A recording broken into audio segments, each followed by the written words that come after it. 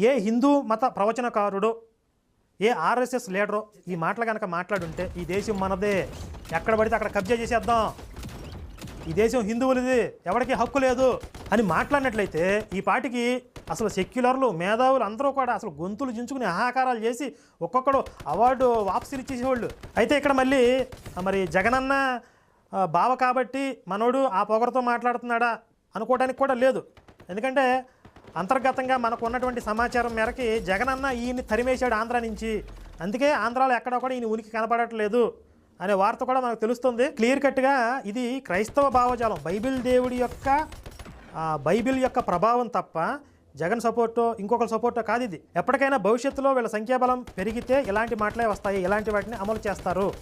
ఇది మీరు గమనించగలిగితే, జాగ్రత్త పడితే, ఆ ప్రమాదాన్ని ఎదుర్కొనే విధంగా ఆలోచించగలిగితే చూడక నమ్మిన వారు ధన్యులు.